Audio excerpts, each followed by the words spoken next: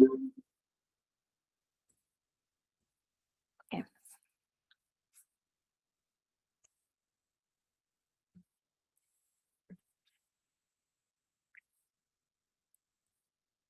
So, Assalamu alaikum, everyone. Today, inshallah, we're gonna continue discussing and reflecting on the Surat Yusuf alayhi salam, and we reach ayah number 36. Okay. So last week we talked about the incidents where Imra'at al-Aziz, the wife of al-Aziz, she called for the women in the village to prove to them that she was right, or justifying the act that she did while was trying to seduce Yusuf alayhi salam. And then she warned him, if you did not obey to what we told you, you're gonna end up in prison. And Yusuf alayhi salam said that prison is, I would love to go to prison than to obey you and be from al-Zalimin, or do injustice to myself, or do something that Allah will not be justified to. But then, Bismillah ar-Rahim, وَدَخَلَ مَعَهُ السِّجْنَ فَتَيَانِ, and two of the boys has entered the prison with them. Okay, Fatayan, it means like a young boy, like they're servant, but they're still kind of young. So the researchers say that these boys were originally working in the kitchen or feeding the king. So there is al-wazir. Al-wazir is like al-aziz, sorry, is like a ministry. Like he has a high value in the village, let's say, or in the community, but the king is much higher. So these two boys has entered the prison because they were suspected that they were trying to poison the king. Okay. So this is one of the stories that they mentioned, that the reason why these two boys were entered to the prison. And we will see how this gonna benefit the story of Yusuf alayhi salam later on. قال أحدهما إني أراني أعصر خمرة. One of them, he said, he dreamt about a dream. And in the dream, he saw himself trying to squeeze to make alcohol. Khamran is alcohol. Either he's squeezing grapes or any kind of a fruit that it will produce to be an alcohol. And they used to drink this back then. وقال الآخر إني أراني أحمل فوق رأسي خبزا تأكل الطير منه نبئنا بتأويله إنا نراك من المحسنين. So the other one said that I'm dreaming that I'm seeing that I'm holding a bread above my head and the birds is trying to eat from it. So tell us the interpretation of it. تأويله. If you remember, تأويله, we mentioned it before. Allah said it in many ayahs, like وَذَلِكَ لِنُعَلِّمَهُ مِنْ تَأْوِيلِ الْأَحَادِيثِ. And this is what we put this event for Yusuf alayhi salam, so we can give him the skill of ta'wil. Ta'wil is like interpreting or seeking the meaning behind things. So some of them, they said it's behind the dreams, or knowing the meaning behind the dreams, the message behind it. And some of them is like the wisdom, the meaning behind the things that people say. Ta'wil. Ta'wil is like what's gonna happen next.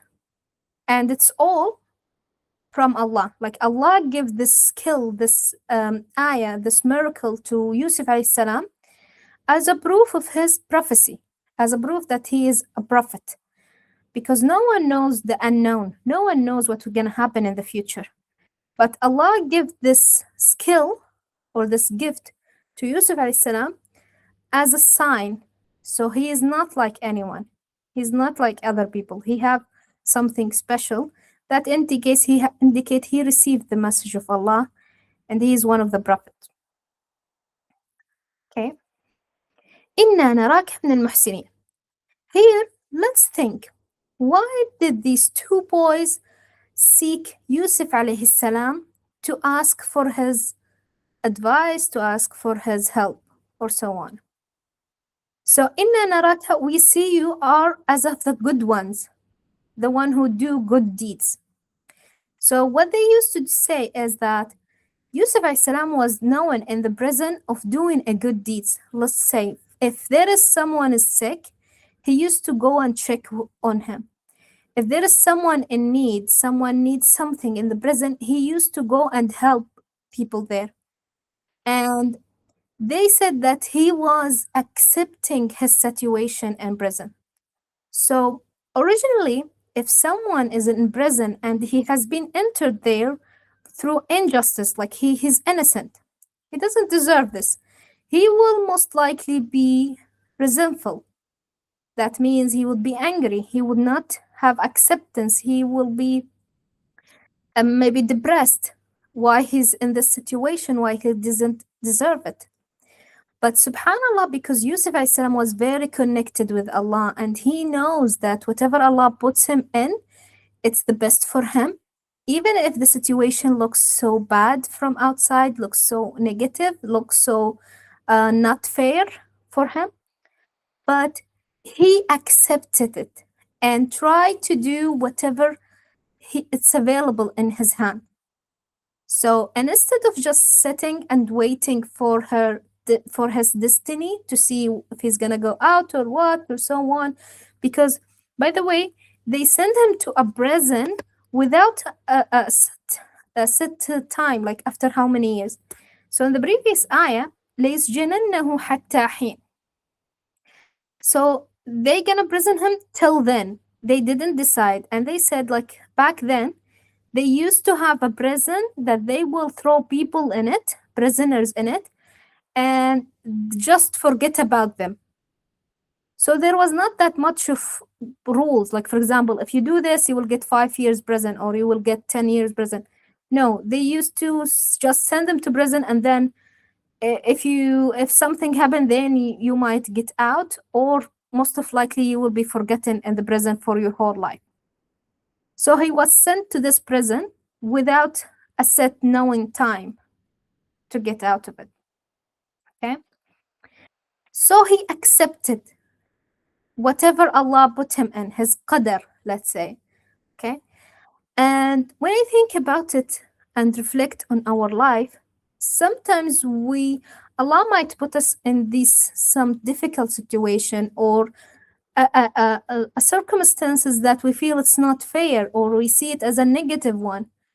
But it's very important to Allah to see the acceptance within our heart.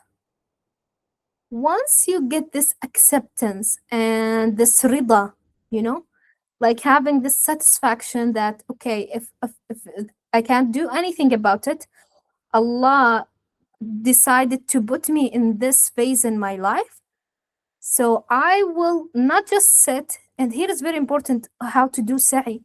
So acceptance does not mean stop doing sa'i and effort. This is very important. Some people said, okay, I will accept it, I will have rida, then I will sit waiting for Allah to bring me faraj, to bring me, open the things for me. No, you need to do the effort. And we're gonna discuss what Yusuf alayhi salam did, what type of sa'i he did for him to get out of the prison. Okay? So they noticed that he was feeling well, like he was welcoming people, he was pleasant person. He seems a good person, and they thought that he might have good knowledge, he might have good intention, and he could help them, because they usually have this idea of that the kind person, the one who do good for other, most likely will have some knowledge, will have some benefit, will have some good deeds, good characteristic that would help other people.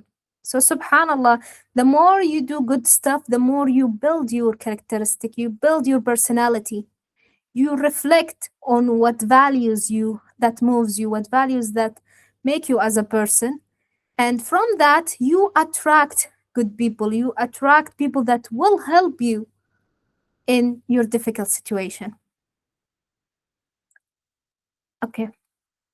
قال لا يأتيكما طعام ترزقانه إلا نبأتكما بتأويله قبل أن يأتيكما. Okay. So here's very important point. How Yusuf alayhi salam try to market himself. Okay, and I'm gonna explain. And this is so beautiful for anyone working on business or in anything in general. How to market yourself. So here, these two boys are not believer. They're mushrikeen. Okay, they used to worship other gods. So Yusuf alayhi salam see an opportunities to do da'wah to Allah, to guide them to Allah. But first, he will not directly tell them, but you need to worship Allah and not worship other gods and so on. Maybe this will repent them. They will be feeling, they will not accept his da'wah. So what he did is trying to attract them with the qualities and skills he have. So how he market the skills he have, he told them that you will not have a food to eat or turzaqaneh unless I told you that it's gonna come or how it will look like or when, before it comes to you. Okay, so they said it's either, it was meaning like in the present, he will tell them what type of food they will get and when and what it will look like. So it's also something of ilm al-ghayb. But this is the skill that Allah taught him. Again, later on he said, ذَلِكُمَا مِمَّا عَلَّمَنِي رَبِّي. This is what Allah, what Rabbi, my God, has taught me. So he gave me this gift that no one other than me knows how to do it. No one other than me knows the future, knows the unknown. Okay? And this is very important. So sometimes they told us, or in some communities, we have been raised to be humble, to not to show your skills, not to show your talent, not to show your qualities, your experience, and so on, because they think it's an arrogant thing to do. But here it's important to see and look for our intention. Is my intention to say my quality? Let's say, for example, I'm smart, I'm successful, I have many education, I have lots of money, any type of qualities. I have a good speaking skills, I have leadership skills. Is my intention to be arrogant or al-kibar, that to make the other person feel small? Or is my intention to thank Allah for the blessing, shukr al-ni'am? Okay, or it helped me for people to trust me more, and it helped me to do da'wah. So a good salesperson, and this is, they teach it in business administration and in sales in general, how to convince someone to buy your product. You need for them to trust you. How can I trust this person? He need to give me evidence that he is a good person, that he is someone I can believe, I can trust. So Yusuf alayhi salam told them, I have this gift, this miracle, no one has it before me, and I can prove to you by telling you what food you're gonna eat later on. So this give them the trust. He gave them a proof and evidence for them to believe him. So he's taking it step by step. He need to build the foundation of trust to be able to tell them about da'wah and about Allah. You cannot go to a person and tell him, you need to do this, you need to believe in Allah, you need to go, there is hell, there is heaven. No one would believe you.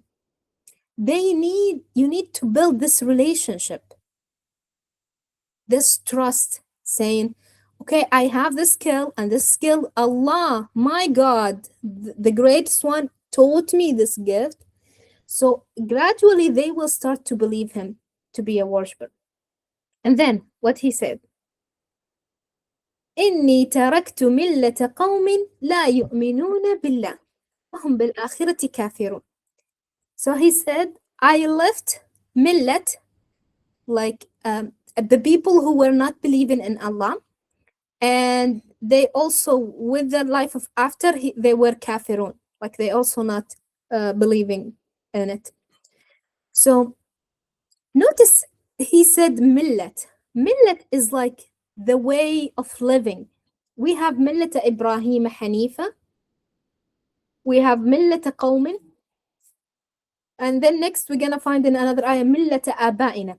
Millet abaina is like their style, their way of living, their way of worshipping, their way of ibadah, of their religion.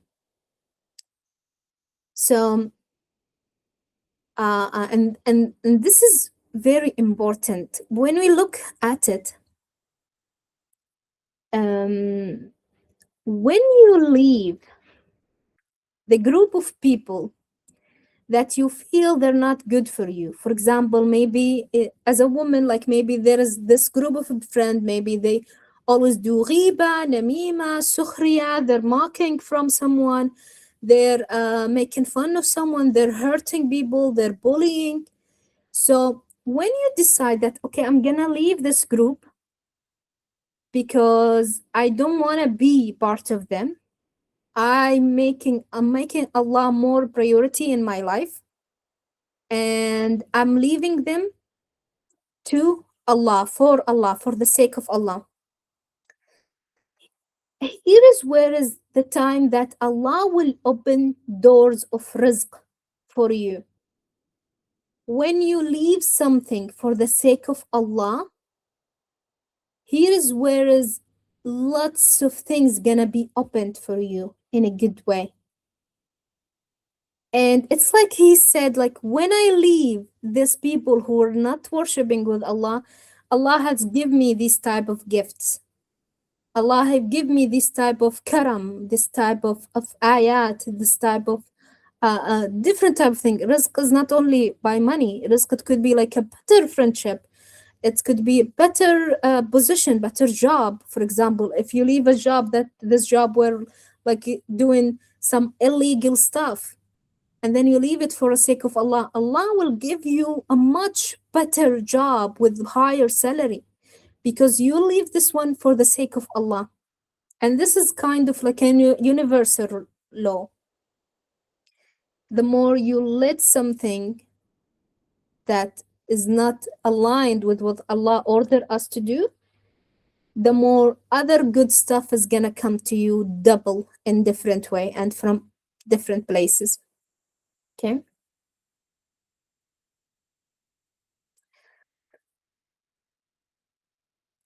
And again, he's trying to say his story, and this is very important thing in also marketing. So I think that our topic is gonna be all about marketing today, by the way. And marketing, it does not need for you to have a product. It doesn't need to be a businessman. Marketing can be like, for example, you're meeting a new person, you're meeting a new friends, you're meeting a new family. How to leave a good impression, how to market yourself to you. It doesn't mean that you need them. It's like how you present yourself, how you show yourself. And this is sign of self-confidence. So the confident person knows his skills, knows his value, knows what he can add to any place he go, what he can add to any person he get to know. And say it, not ashamed or not feeling shy to say, I'm good in this one, I'm good in this and that one. No, own it. Own your qualities, own your good traits, own your good characteristic, and be proud of it and say it. Don't be ashamed of it. Okay? So here he's trying to tell his story. And in marketing, we call it like a hero story. So if you remember, or if you saw before, like for example, TEDx talk, they always trying to start with a story, like or even like Bill Gates, for example, or anyone. They will tell you, when we were younger, we were poor, we have difficulty, we have stuff, but then things turn out and we became good and successful and so on. So the more you add a story to the product you're trying to sell, the more trusted and people will believe you more. Why? Because you connected with them emotionally. People love stories.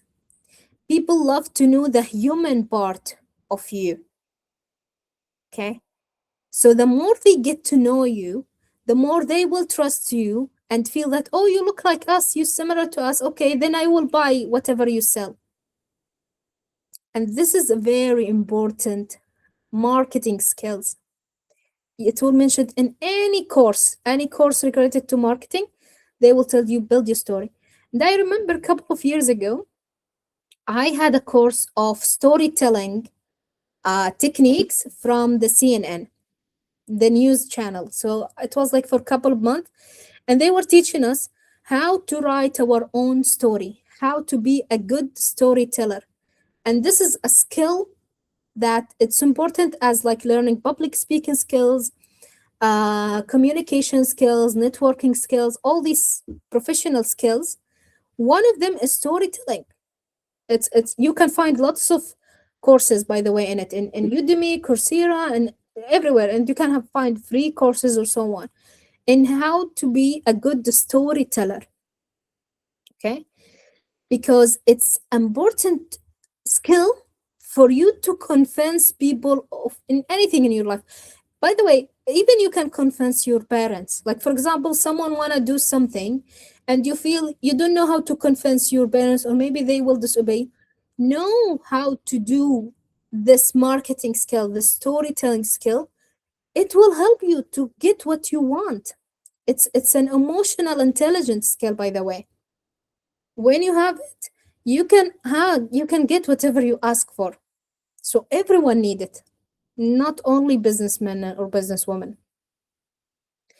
Okay, so he said that I have difficulty that living with people who did not believe, but I choose to leave them.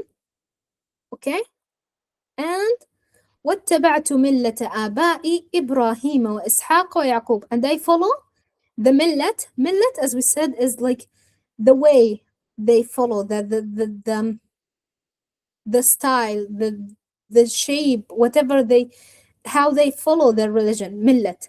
Okay, my fathers as Ibrahim, Ishaq, Yaqub. So his father were Yaqub, and grandfather is Ishaq, and then great grandfather were Ibrahim. He is from a chain of prophets. ما كان لنا أن نشرك بالله من شيء. We will not be or disbelieving or trying to combine Allah with anything else. ذلك من فضل الله علينا وعلى الناس. And this is because of Allah's blessing, fadl or grace, on us and on people. But the most of people are not thankful. ولكن أكثر الناس لا يشكرون.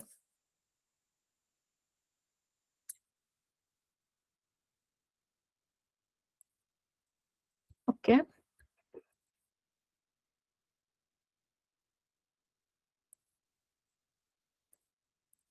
Again, he's completing to say the whole story. Then he said, يا صاحبي السجن أأرباب متفرقون خير أم الله الواحد القهار. He said, oh, my two companions of prison, my two friends of the prison, my two colleagues, do you think which one is better? Many different lords or Rabb in general, or gods, or one God that he is the only one and he is the all powerful. And this is another amazing skill, to be honest. And what it shows that how a great teacher he was. And I think all the prophets were, and excellent teachers. He used the most important teaching skill. I'll tell you why. What is it? So, for a student to be convinced and save the answer or get the knowledge very well, the information you tried to send to this student, to get it very well and never forget it, you need to let him figure it out by himself. How? By asking him a question that triggered his thinking and make him think deeply with the reasoning, and let him get the answer by himself, not by you telling him. Okay? And this is like, it's a very famous teaching skill, and it's the most powerful teaching skill. Even a kid, you know, if you have a kid, let's say, a child, and you want him to learn something, but you want you to let him learn it and keep it and use it and stick in his mind.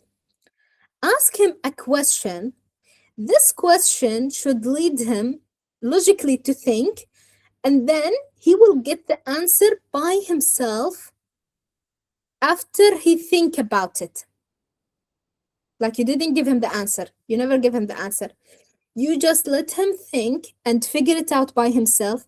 Once he figured it out, because he done lots of thinking, this information will stick with him and will be very strong information that he will definitely use, because he will think that he is the one who make it. He's the one who concluded. It comes from out of his thinking. So here, Yusuf alayhi salam, what he did, in the beginning he said, Ya sahibay as-sijn. Again, he's trying to be more gentle.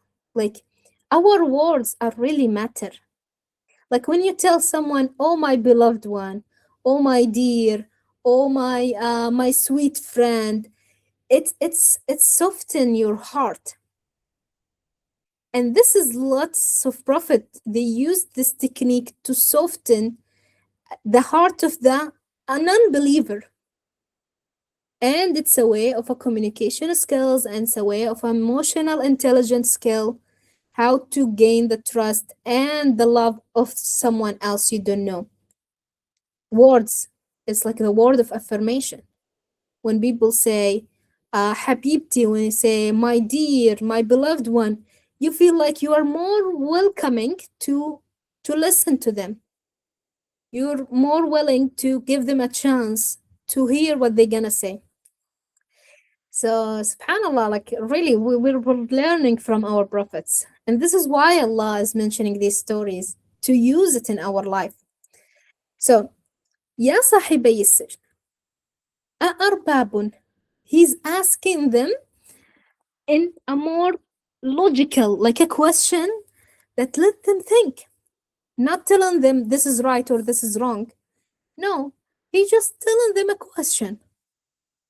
And you tell me which one is better, in a more logical way. Because this is what Allah told us to worship Him with.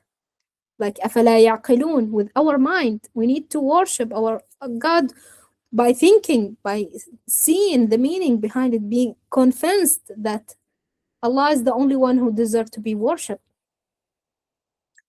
So, and here, like, أَرْبَابٌ مُتَفَرِّقُونَ, do you think that if someone have lots of gods, for example, if I have one God who give me health, I have the other God, the second God, give me money, the other God send me to heaven, the other God help me, give me safety, for example. Imagine how exhausting it's gonna be. Like being able to satisfy, let's say, 5 gods. I need to satisfy and ask forgiveness and connect and worship 5 gods instead of one God that is all above all of these 5 gods. Imagine how you're gonna be distracted. Imagine how it's gonna be a difficult worship. to have your faith, your destiny between 5 gods, not only in one. So this is one of way that you can think about it, like which one would be better. Musa alayhi salam, Yusuf alayhi salam is saying, which one is good? Khayrun am, like which one do you think is the best? To have this or to have one God that he has all the control over your life. He can give you all the blessing.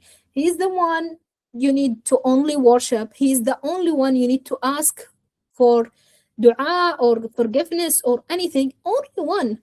You don't need to go to this God and this God and that God and that God. So again, he's speaking to their minds.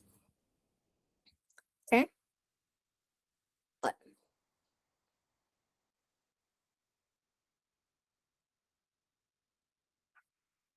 Okay.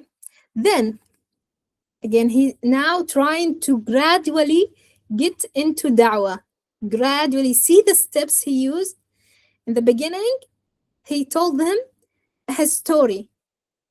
He told them his skill, that he can tell them about the future or what's going to happen to them. Then he said his story, what difficulty he went through. Then he asked a logical question to trigger their minds to think. Then now he's confronting them about what they do, what they worship, what they doing wrong. He said, ما تعبدون من دونه إلا أسماء سميتموها أنتم وآباؤكم ما أنزل الله بها من سلطان. Whatever you worship is just a names that you name them, you and your fathers. Allah has never put these names and never give this power or authority to this name. Sultan in Arabic is like something have sulta. Sulta is like authority or has a power. Okay.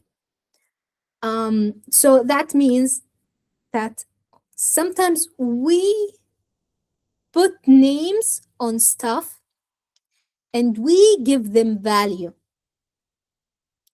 I'm gonna explain it gradually. So they used to worship, okay? They used to worship Lat, Manat, ul Uzza, like this type of gods they create. And by the way, there's an information I know. Do you know that a Lat, that they used to have a god, they call him Lat. Lat is actually the female name of Allah. Allah, the female name, Allat. They used to put this name. Al-Uzza is the female name of Al-Aziz. Astaghfirullah. And Al-Manat is the female name of Al-Mannan. So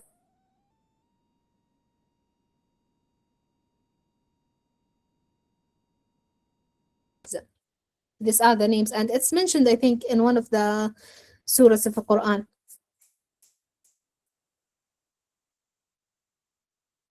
Okay. Is it cut? Do I need to repeat what I said? Because the internet was stopped. Did you listen what I said about Manat, Lat al-Uzza? He heard you. Okay, good. But okay, I'm gonna repeat it very quickly. Let me go back to the ayah.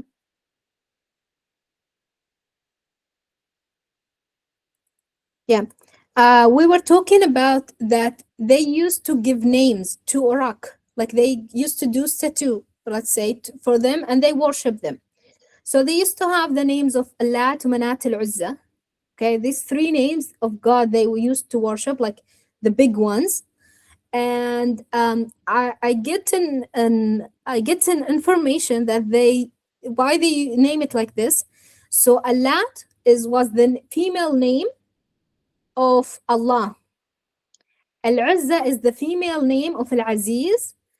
Manat was the female name of Al-Mannan. So astaghfirullah, they used to create names from their own making, okay? and they used to worship it. And because they know there is a whole God, like one God, but they created different other gods for them. Okay, so they are only names, and you give value to this name. You make this name deserve something or worth it, or you make it not. I'm gonna give you another example in our life. Okay, let's say someone talked to you badly and said something bad. Let's say he said, "You're stupid," any type of like a bad word, let's say. These are names. If you took this name and you give it a value, you said, he told me stupid, then I'm not respected. He humiliated me. He made me not worth it. You're now given names. We are giving names to this name, and we give it power to affect us. If I decided he told me I'm stupid, I don't care. This is name. I will not give meaning to this name, then it will not affect me. Did you get my point? Like the names, it will have an effect on you, depend on what type of meaning you put for this name. And this is what Allah trying to tell us. إن هي إلا أسماء سميتموها. It's only name, you name it. You put the name of it. If you have a situation and you said, or something bad happened to you in the day, you said, my day was bad, my day was the worst. You're giving name to your day. Then this is what will happen to you. You give it name, you give it value, like it's the worst day of my life, so you give it that name. And the opposite is true. My day was amazing, was wonderful, I'm happy. All of these are names. See the power of names. It's not only about worshiping or not, it's in everything. If someone did something and you said, this is disrespectful, he disrespect me, you put a name for this one. Maybe his intention was different. Maybe he didn't mean to disrespect you, but because you put this name on this situation, you had an effect. It gives you an effect. You give it value, you give it weight. So some people ask me, even in the coaching, like, how can I not get affected with what people say to me? Or for example, what my family told me, or my boss is trying to treat me. How can I not get affected and not be sad of whatever they told to me? Don't give it value. It's a very simple answer. Don't give it any meaning. It's just a word. It's just a word. You don't need to give it value or a meaning. Just let it pass away. Let it go. The more you give it meaning, the more you think about it, the more you're trying to give it interpretation. Okay, but he said this one, the more you make it much bigger and bigger, and it will have a bigger effect on you. And this is what they used to do. So they call the rocks, they make it as a shape of a human. They give it the name of Lat, Al-Uzza, and so on. And then they start to worship it because they think that this Lat is in charge for the rain, this in charge for the blessing, in charge for our cow if it's gets pregnant. So they give value to a rock while it's only a rock. See? So we give the value to the things, although originally, so everything is mutual. Everything has positive and negative. You choose to see it positive or negative. It depends on what name you give it to it. And this is how you control your mindset, how you programize your mindset to be a much positive person, to be much happier person, to choose what type of names you put on things you go through in your life. Very simple. Okay. I want to go back to the ayah before, and I want to emphasize on the importance of how to know how to ask question. So it's a very important skill to know what type of question you need to ask. Okay? So the person who knows or who usually asks question in a conversation, it's usually the most likable person, because people like to be asked because they feel that they are important and this person want to get to know me. That's why he's asking questions. So know what type of questions you need to ask is a skill, like communication skills, like networking skills, public speaking skills. It's a very important skill. There is some dumb question and some good questions, but with practice, you will be able to master the skill of asking. Okay. And again, it reminds me in the coaching session that we do. So in my coaching session, we only ask question. We don't give advices.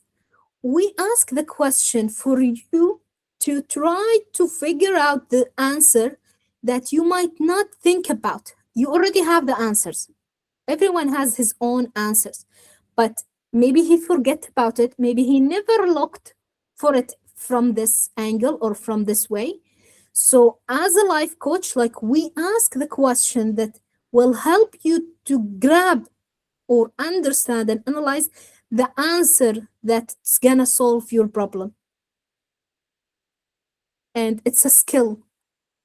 You need to practice to be a perfect question asker. Okay, but let's continue. Then, إن الحكم إلا لله. Here, إن الحكم إلا لله. So here it has two meanings.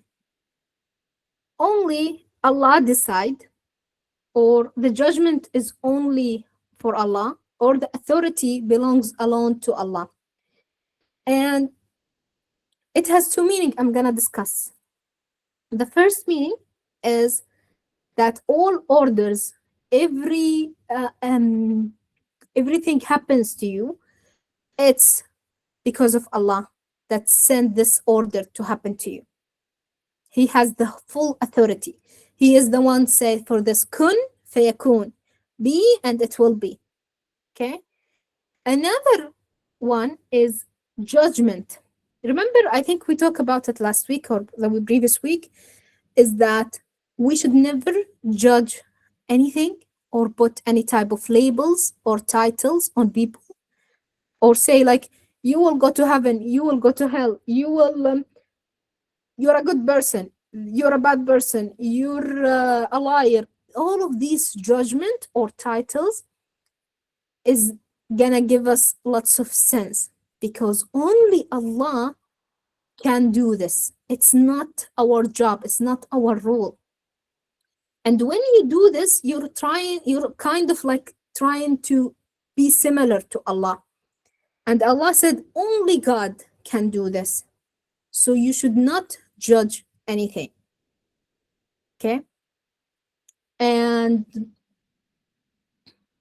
subhanallah, like, when you think about it in a more psychological way, the time you put judgment on a person, let's say you had a friend and then you said, you saw something from her, then you said, oh, she's a liar, she always lies. So you put this judgment, or she's a bad person.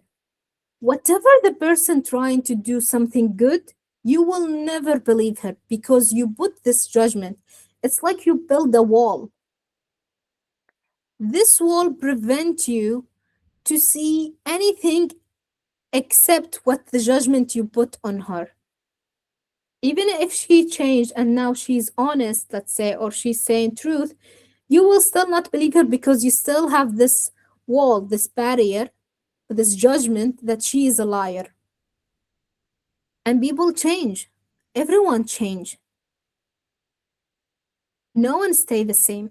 So we should not put a permanent judgment on anyone or judge anyone, because maybe she lied to you because she was having a bad day or something bad happened to her.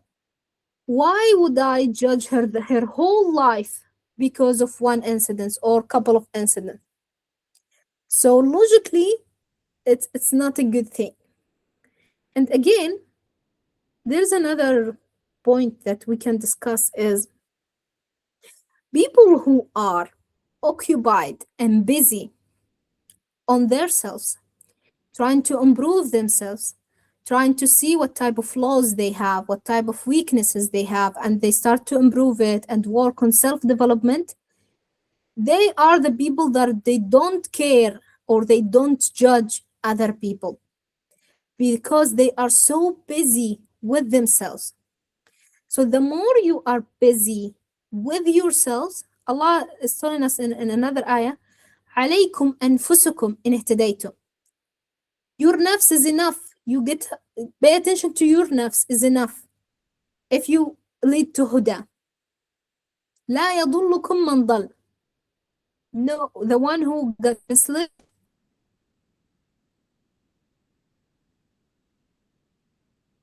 will not mislead you. So the more you are busy developing yourself, working on yourself,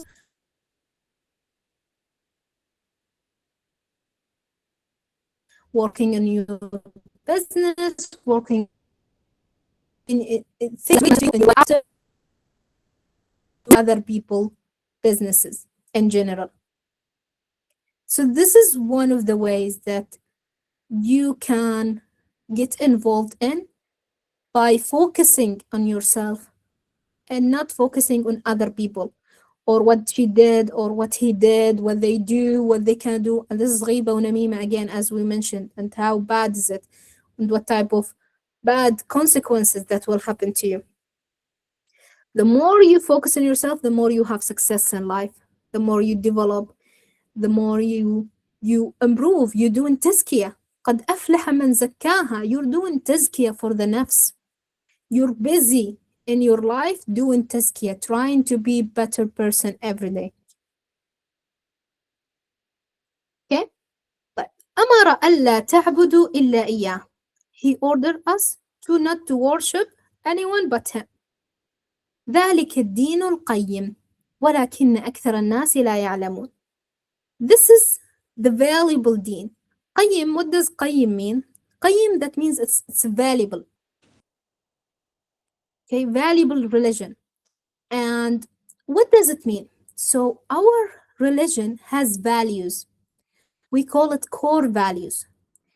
What is the importance of core values? It's the one who drive you to do stuff. I'm gonna give you an example. And I did a PDF profile for a PDF file for how to know your core values. And it's very, very like a couple of questions, then you'll be able to know. Every one of us have core value that moves him in his life. Like values could be like education, health, family, love, improvement, being beneficial, belonging, what else? Flexibility. It could be anything that it's the motive that makes you do the things you do in life. Okay? And the happiest moment in your life and the lowest moment in your life was feeding or fulfilling one of these values. So why is it important to know our value? When we know our value, we know what type of decision that's right for us to take in our life. We know why in this situation I was sad. We know why in this situation I was so happy. What kind of core value that this situation fulfill or this person fulfill. Okay, it's a very deep one. Unfortunately, the profile is only in Arabic, the questionnaires. It's like it's a couple of pages, I think maybe 30 questions. It will help you to know your core value. But I believe like everyone, it's very important for everyone to know his core value, like in all your life. One of the core value also freedom, let's say. So if your top 5 values is like freedom, benefit, values, or so on, or education, so you will know what kind of career you need to seek. You know what kind of quality in husband you need to get in. You need what type of qualities or what type of friends that will make you happier. It's all connected. For example, there's a teacher and she go to teach kids, let's say, and her main value, her intention is for Allah, that she want to do good deeds, and her main value is to benefit other, and nafa, or doing something good, or knowledge in general, let's say, or someone going to school. So what motive that makes her go, or what is her main value in this act? It's the value of benefiting other, the value of education, the value of knowledge, the value, for example, for health. Some people have health as a big value.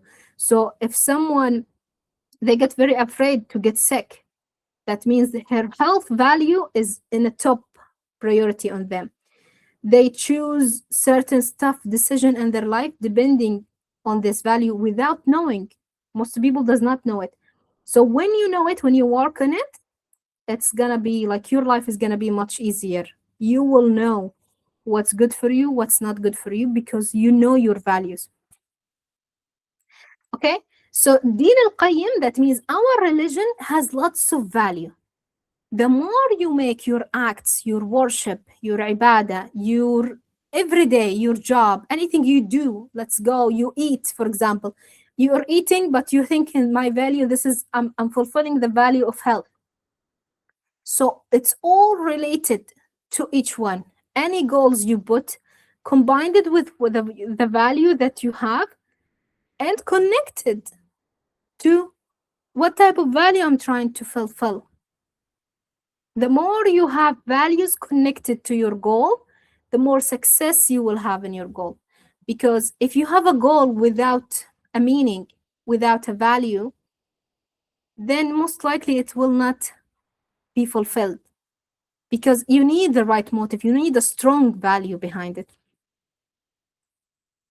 ولكن أكثر الناس لا يعلمون. Okay? And lots of people, they don't know about it.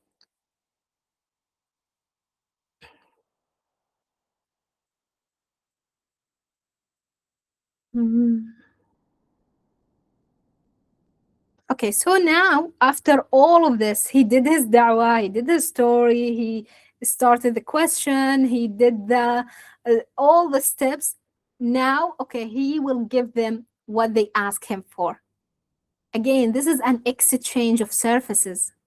Like, I will give you the service, but I will get the chance to give you da'wah. I want to give me a chance to market myself, to give you, try to guide you to worship Allah. At the same time, I will benefit you at the end. I will give you whatever you ask me for. See? يا صاحبي السجن أما أحدكما فيسقي ربه خمرا. So one of you, your dream is about that you're gonna give your Rabbahu, here, as we said, Rabb, God, is not only God. So Rabb in Arabic, like Rabbat Manzil, like a housewife. Rabbul Bayt, the one who's in charge for the house. Rabbul Amal, the one who's in charge, your boss. Okay, so Rabb in Arabic, it's not only for Allah.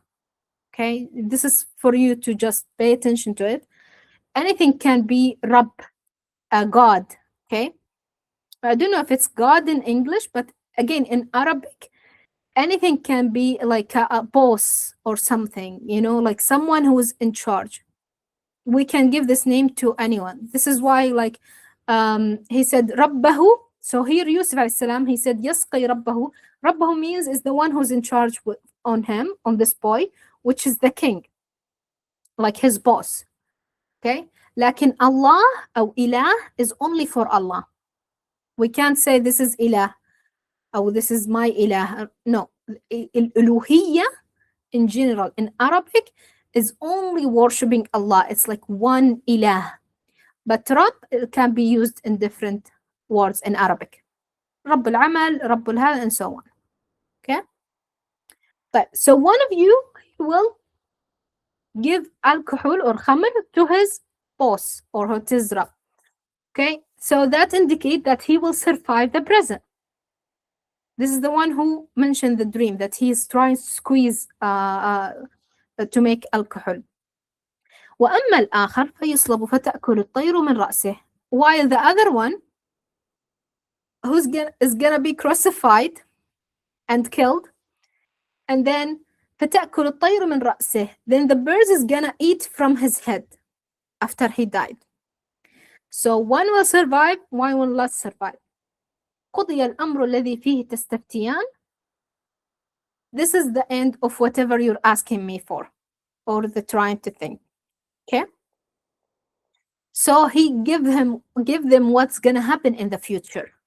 This is what gift that Allah give him, تأويل الأحاديث. تأويل أول, that means is telling what's gonna happen. أول ما يؤول إليه in Arabic, what's gonna happen in the future.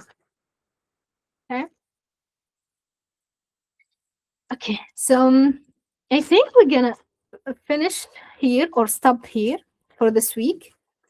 Then we're gonna continue, inshallah, next week. Okay.